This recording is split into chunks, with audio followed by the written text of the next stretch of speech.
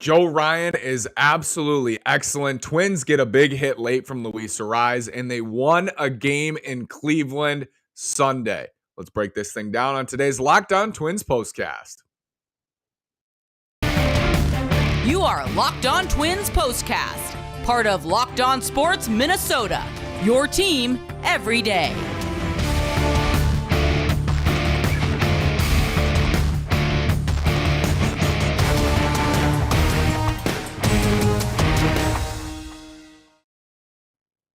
And welcome to another edition of our Locked On Twins postcast. It's Sunday, September 18th. I'm the host of Locked On Twins, Nash Walker, here with writer and reporter at Access Twins, Mr. Brandon Warren. Before we get started, it's Sunday, which means football is here. College football is also here. You're going to want to go play. At betonline.net, we got the postseason coming up for baseball.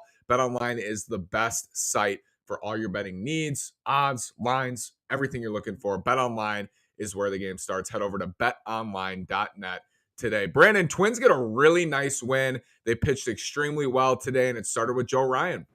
Yeah, top six of Cleveland's offense goes hitless, and it's just a tremendous job by Joe Ryan coming off what was obviously a tremendous job the time before. And, dude, just what the doctor ordered going as long as he did into the game after the woes the Twins have had the last few days, keeping guys in the game and cycling through relievers, all for an effort to try win a game, which before today had not happened in the series. So, yeah, nice little insurance run there later. Two insurance runs there, too, and then the Jake Cave homer. Just a really nice overall team game, get back to 500, and, I don't know, play out the string and see what happens, I guess. Well, it seems pretty clear. Maybe because Jorge Lopez threw 20-something pitches last night, it's possible that Durán was always going to get a save situation today. But do you think, Brandon, that he's officially jumped Jorge Lopez as kind of your guy in the ninth inning, or do you still view that as Durán's floating around? No, I think it's kind of a mix and match, honestly, based on matchups, workload, and everything. I cannot see Rocco committing to one or the other like he did to Taylor Rogers down the stretch there before he was traded. So I'm not ready to say that yet, but at the same time, he came in, he did the job that everybody has wanted him to do all season long, which is only going to raise those people's volume of their voices, saying that he should be the ninth inning guy. And I mean, I get it. You know, we've all been watching this team under Ron Gardenhire have the traditional seventh inning guy, eighth inning guy, ninth inning guy. So we were all brought up on that, but I don't know. We'll see if Rocco sticks with it. I'm convinced it's more unlikely than likely. 8 for 8, I believe, in save attempts this year for Jhoan Durán. So whatever spot you put him in, you feel pretty good. But he did have that rougher outing through the wild pitch. I don't know if you want to put that on Gary or Durán in the opener of this series, but it's great to see him go out there today and have that scoreless ninth inning. And I want to talk to Samson. Says, finally, a dang win. Doesn't change much, but always good to see Joe have a great outing. I mean, to me, Brandon, winning down the stretch, like spoiling the White Sox chances, that's attractive to me. At least, you know, that's kind of all we have at this point. But that's much more attractive to me, of course, than like just fading away down the stretch. So I would like to see them win. And there's no reason not to try to win these games because the draft pick, it doesn't matter as much in baseball as we know. Yeah, and I think tanking is nonsense anyway. I just think it's foolish. It invites losing into your organization, and that's a stink that's hard to get off. Yeah, I want to see, and I think I said this yesterday too, you know, let's see some more Louis Varland. Let's see some more Josh Winder. Let's get a feel for what these guys are capable of, because it's going to be yet another big offseason of building around a bunch of guys who, if they can stay healthy, is a pretty good core. So down the stretch, I mean, I'll still be watching with bated breath, watching closely, as I'm sure you will too. But the spoiler role can be fun if you come to peace and come to grips with the fact that October baseball is not going to happen, at least not outside of the games that they're making up for what they missed with the lockout at the beginning of the season. There'll be October baseball. It'll just be regular season baseball. So yeah, where is it? 16 left, I think. Yeah, 16 left. Only 16? That's Buckle crazy. Up. It's still 10% of the season.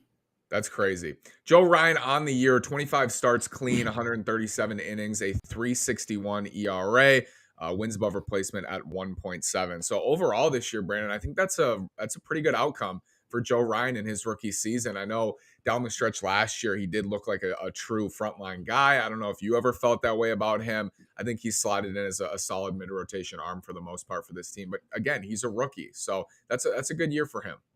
They don't have a lot in common, but he gives me Jake Odorizzi vibes, where it's a guy who can move the chains for you. It's a third down wide receiver. And, if you need someone to kind of hold the rotation together, Joe Ryan's a good guy to do that. Is he better than Sunday Gray? Is he better than a healthy Tyler Malley? No, I don't think so. Is he on the same level as like a Chris Paddock, or who knows what Kenta Maeda looks like when he comes back? Yeah, you're probably onto something there if that's what you think. But teams need starters like that. On a really great team, if he was your fourth or fifth starter, you would be elated. So, great stepping stone. He had a lot of learning situations along the way, whether it was coming back from COVID, whether it was learning to maybe, how to mix and match with his fastball. But the reason I go back to that Odorizzi comp is because he's so fastball heavy. And, it's not the same batted ball mix and that sort of thing. But the repertoire based off the fastball, to me, it screams Jake Odorizzi. And Jake Odorizzi is a pretty dang good pitcher.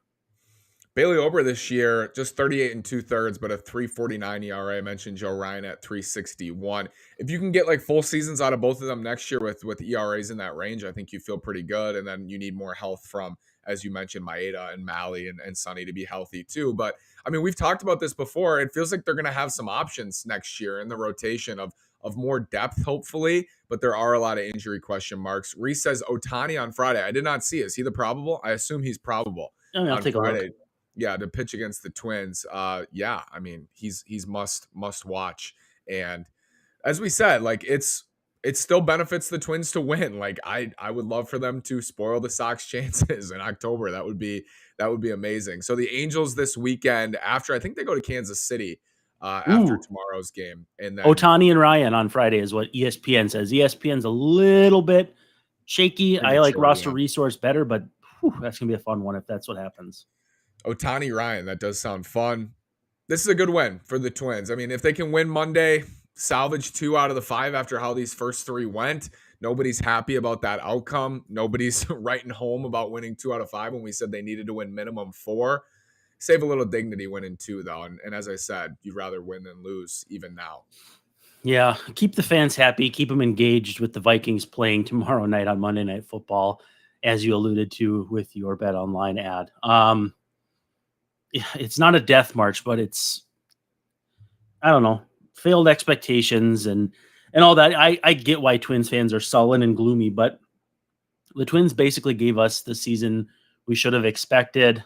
Now it's just frustrating because you see so much more potential if Royce Lewis had stayed healthy, if Chris Paddock had stayed healthy, if Tyler Malley had stayed healthy, Jorge Alcala. I mean, the list goes on, the beat goes on, and it didn't happen. They blew the 5-game lead, and the rest is history. Down 6 now in the Central, I believe. Down 6 games.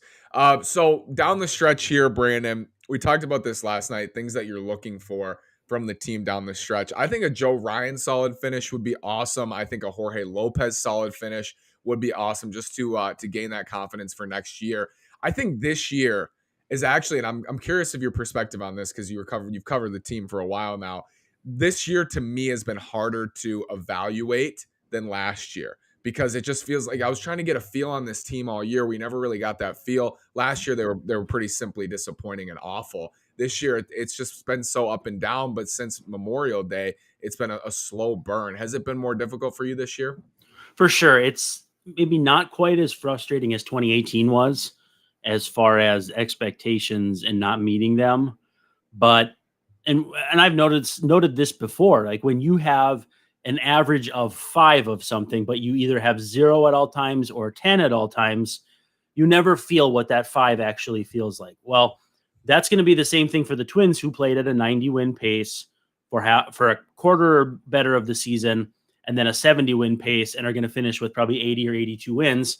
And fans are just going to be left like, this is what 82 wins feels like. And you feel like Angels fans, because that's the purgatory they've been stuck in now for what feels like a half decade. And so, yeah, you're just kind of left in the middle ground. It's like, what do you make of guys who have decent partial seasons? And what do you make of guys who didn't have very good seasons, but had injuries, Kepler, Polanco, that sort of thing. And it's difficult. It's a difficult evaluation process, and it's going to be a difficult season, not only to evaluate, but just to put to bed, because expectations didn't start out that high, but you artificially elevated them by starting off so good. And when you lead by 5 games at the point they did, your chances of making the postseason are very, very good, and they just let it slip away. A lot of potential, it felt like, with Correa and Buxton in the postseason, and they make those moves at the deadline. Felt like they had some upside to win a playoff series, win that wild card series at home. So definitely disappointing. Reese has some cautious optimism for next year. Still too many injury question marks for my liking. That's not going to change. That's going to be a theme throughout the offseason, and we have plenty of work ahead, certainly, and the Twins do as well. Brandon, thank you so much. Reese, thank you. Thanks, everybody. I want to talk to Samson. Thank you. Twins win. Hopefully get 2 out of 5 Monday, and we'll be back. Thanks.